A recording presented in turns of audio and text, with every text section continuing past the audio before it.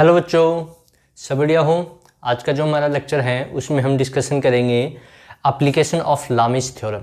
लामिस theorem जो हमने last lecture में पढ़ी थी उससे रिलेटेड जो प्रॉब्लम्स हैं वो कैसे सॉल्व करते हैं बिल्कुल सिंपल तरीके से। ठीक है, तो उसमें लामिस थ्योरम का यूज कैसे किया जाता है। तो स्टार्ट करते हैं आज का लेक्चर। तो देखिए, सबसे पहले हम बात करें लामिस थ्योरम क्या थी। तो उसमें हमने कहा था कोई भी हम ट्राइंगल ले लें। क्या ले लें?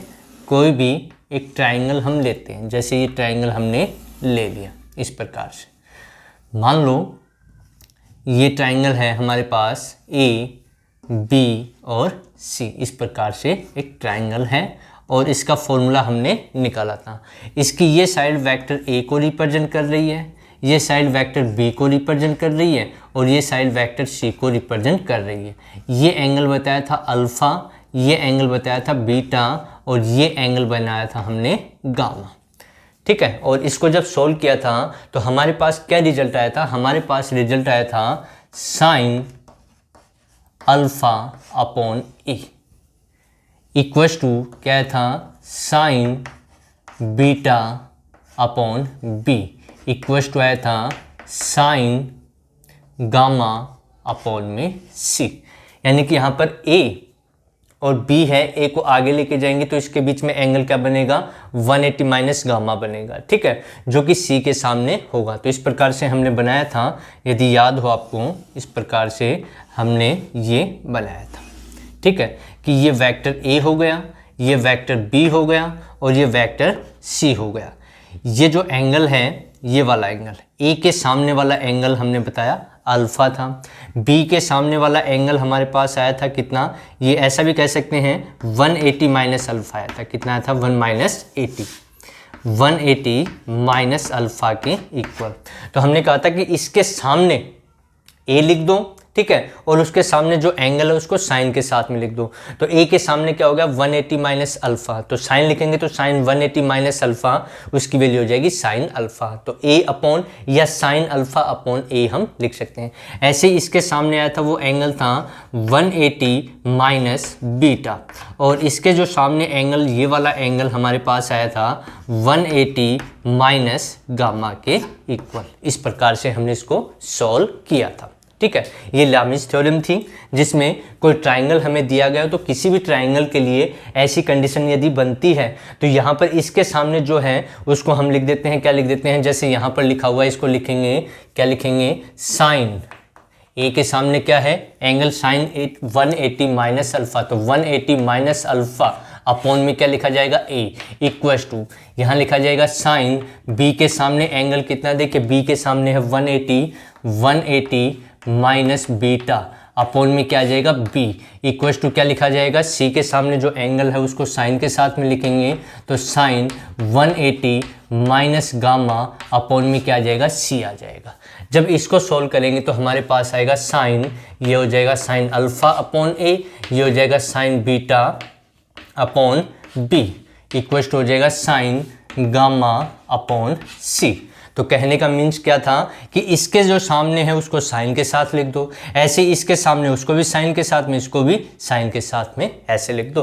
तो ये हमारी लामिस थ्योरम थी। अब इसी का हम यूज करेंगे और यूज करते हुए हम क्या करेंगे? शॉर्टकट, यानी कि इससे जो प्रॉब्लम है वो बिल्कुल सिंपल तरीके से हम सॉल्व कर सकते हैं। ठीक है, तो यहाँ पर हमें ये डायग्राम याद होना चाहिए और इसके लिए जो फॉर्मूला है वो मैं यहाँ पर लिख देता हूँ जिससे हमें दिक्कत न हो। ठीक है, तो यहाँ पर हम लिखेंगे, जो फॉर्मूला आएगा वो आएगा sine A upon, sorry sine alpha ना, sine alpha upon A equals to sine beta upon B equals to sine gamma upon C. या इसको ऐसा भी लिखा जा सकता है, A upon sine alpha, B upon sine beta, C upon sine gamma. ठीक है, अब देखिए इससे रिलेटेड प्रॉब्लम कैसे आती हैं और कैसे उसको सॉल्व हम करते हैं। तो पहला क्वेश्चन हमारे पास है वो इस प्रकार से हमें दिया हुआ है, ये इस प्रकार से हमें क्वेश्चन दे रखा है। ये क्वेश्चन है, इधर Q है, इधर P है, ये फोर्स है, इधर R है। ठीक है, और ये एंगल दिया हुआ है 150 डिग्री, इसके और इसके बीच में 150 डिग्री एंगल है। ये दे रखा हमें θ1 और ये एंगल हमें दे रखा है θ2 और इसमें दिया हुआ P की वैल्यू हमारे पास है 1.9318 न्यूटन और साइन θ1 की वैल्यू हमें दे रखी है 0.9659 ये दिया हुआ है, ठीक है। और हमसे सॉल्व करवा रहा है कि R की वैल्यू क्या होगी, R की वैल्यू हमें बतानी है। इसमें किसकी वैल्यू बतानी है, R की वैल्यू हमें बतानी है। इस प्रकार से हमें दे रखा है, ठीक है। अब इसको सोल्व करना है, तो इससे हम इसको कंपेयर कर सकते हैं या इससे हमें ये अब याद रखने की आवश्यकता है। हमें ये पता होना चाहिए कि इसके सामने जो होगा उसको साइन के साथ में लिख दो, इसके सामने उसको भी साइन के साथ में और इसके साथ में भी साइन को लिख दो, ठीक है। तो उसी का हम यहाँ पर यूज करने वाले हैं। कैसे करते हैं देखिए, तो मैं उसको कर देता हूँ रफ, ठीक है। अब कैसे लामीज थ्योरम, बिल्कुल सिंपल तरीके से इसको हम सॉल्व कर सकते हैं लामीज थ्योरम का यूज करते हुए, ठीक है। तो देखिए यहाँ से हम क्या करें, Q के सामने एंगल कितना है θ2, कितना है Q के सामने θ2 है, तो इसको लिखा जाएगा Q अपॉन, कहा था ना कि A अपॉन साइन अल्फा भी लिखा जा सकता है, तो ऐसे भी लिख सकते हैं या ऐसा लिख सकते हो साइन θ2 अपॉन में Q, कोई दिक्कत नहीं है, रिजल्ट वही आएगा।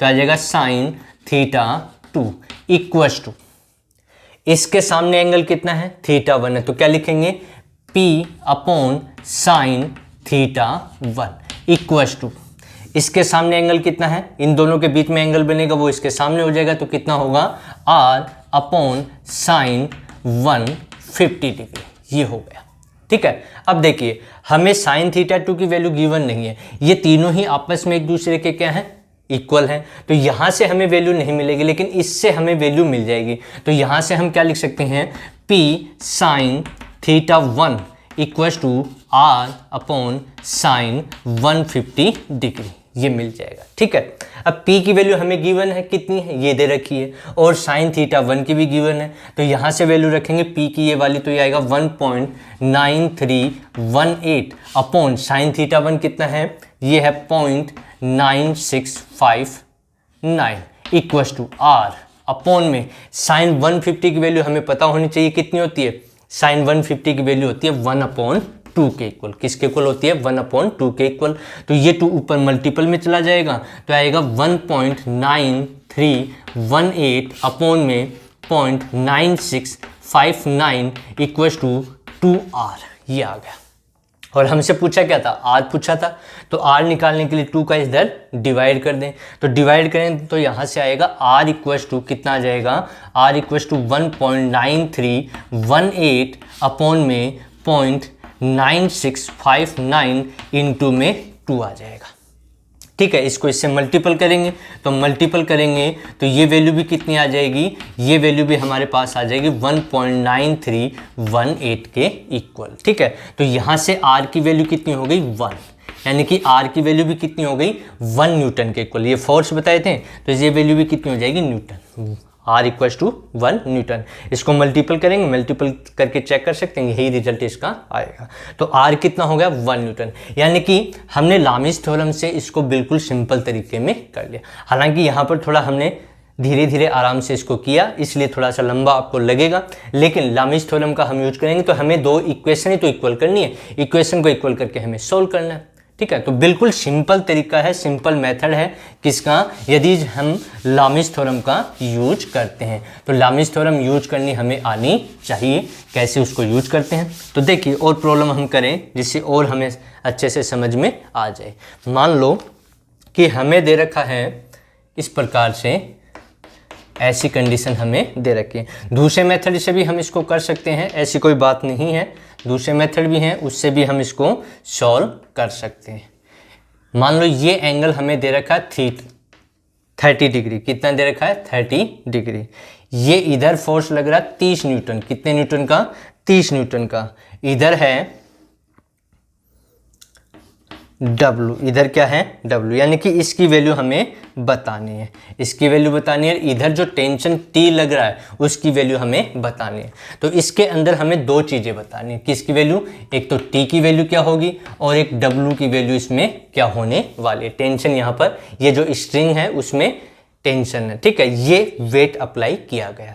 तो अब इसके लिए क्या करें हम, इसके लिए वही लामिस थ्योरम यूज करेंगे। तो देखिए पहले तो हम इसको ऐसे आगे बढ़ा लेते हैं।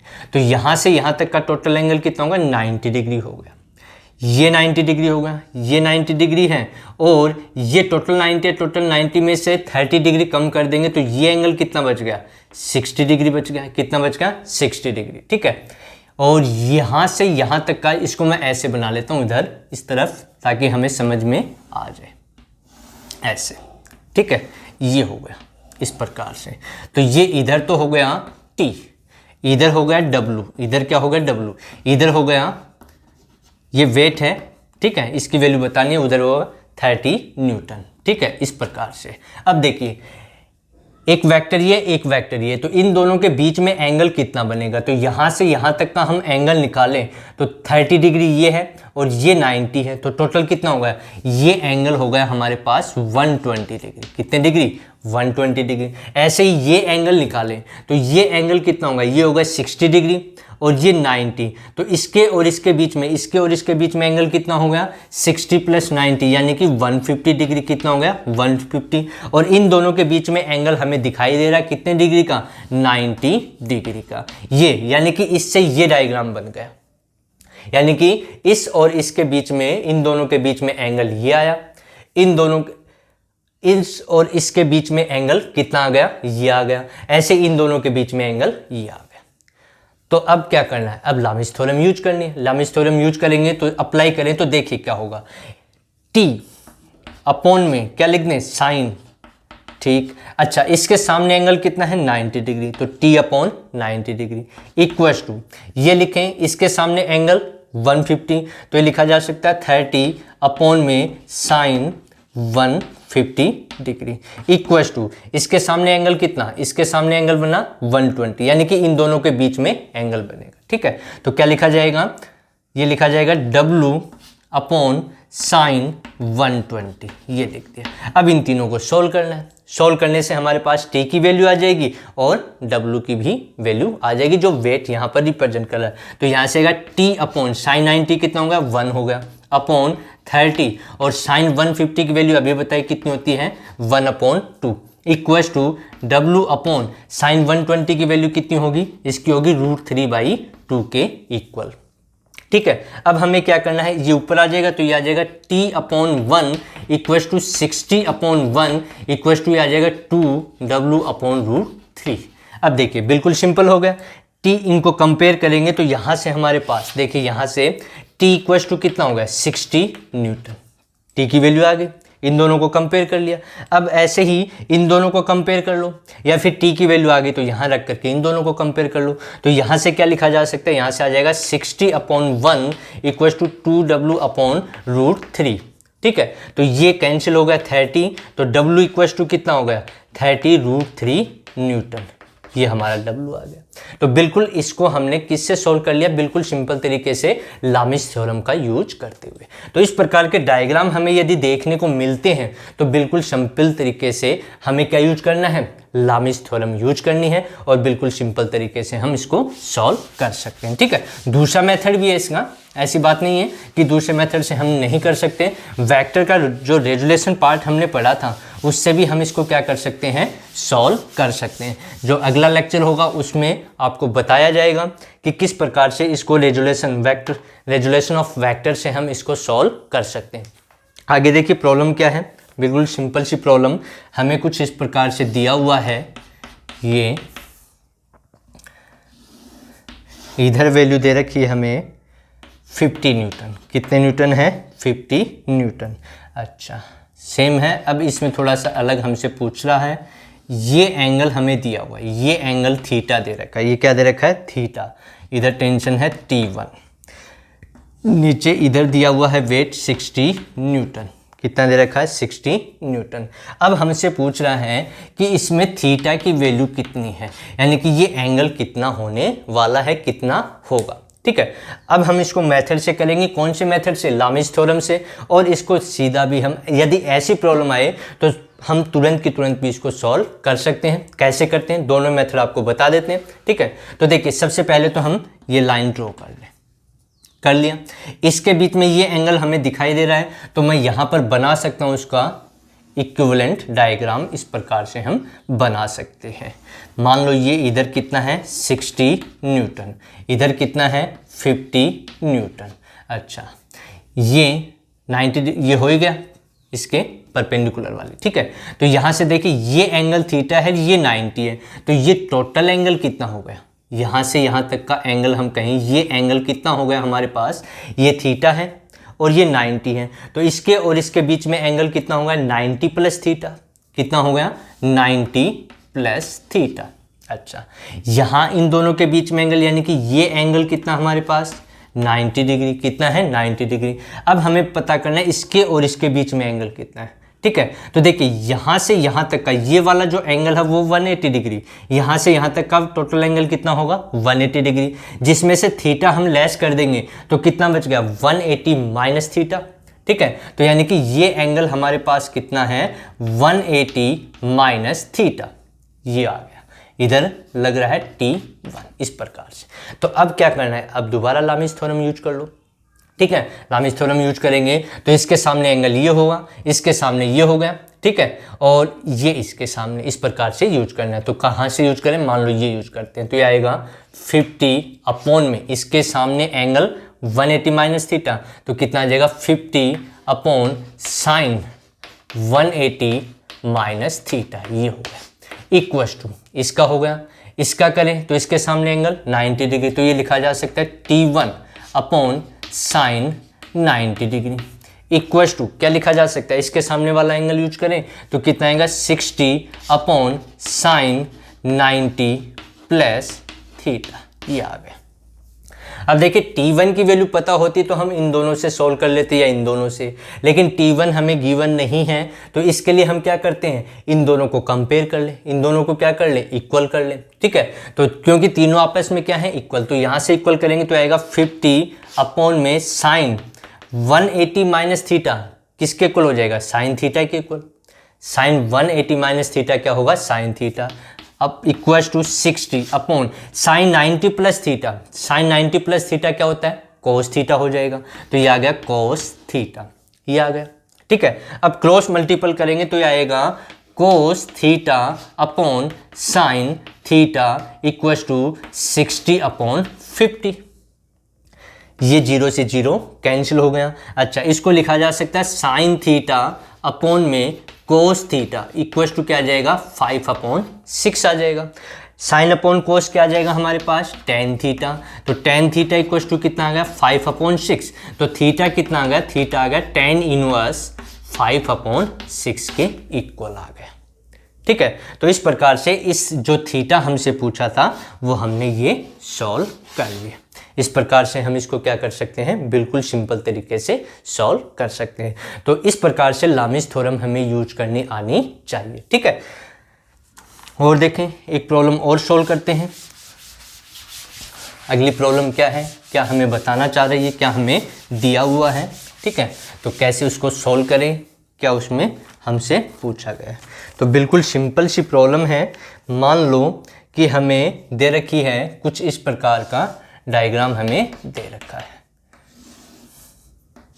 ये फोर्स लगा इधर 30 न्यूटन, ये हो गया 30 न्यूटन, इधर लगा हुआ है 40 न्यूटन, और अब जो एंगल दिया हुआ है वो इधर हमें दे रखा है कितना, ये एंगल थीटा दिया हुआ, ठीक है। इस थीटा की वैल्यू हमें बतानी है, किसकी वैल्यू बतानी है थीटा की। इधर इसमें टेंशन आ गया टी मान लो, ठीक है।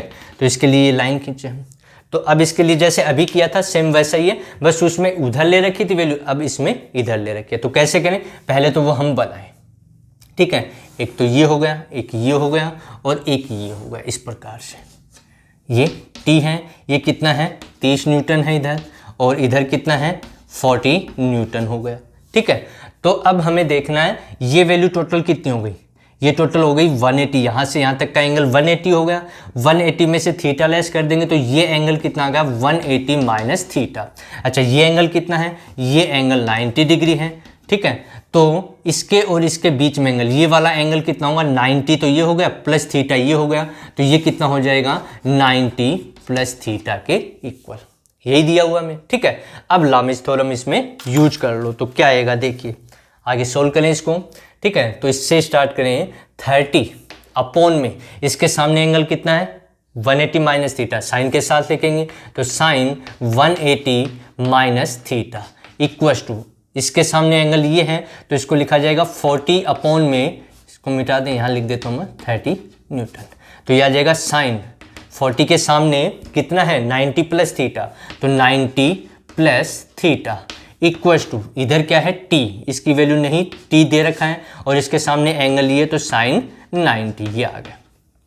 t गिवन नहीं है तो इससे हम सॉल्व नहीं कर पाएंगे, तो इससे हम सॉल्व कर लें, तो इससे सॉल्व करेंगे तो क्या आएगा 30 साइन 180 माइनस थीटा कितना हो गया साइन थीटा हो गया, equals to 40 sine 90 plus theta कितना हो गया कोस थीटा हो गया, ठीक है। अब 0 से 0 कैंसिल हो गया, इसको इधर क्रॉस मल्टीपल करेंगे तो आएगा 3, या ऐसा लिख दें cos theta upon sine theta equals to 4 upon 3।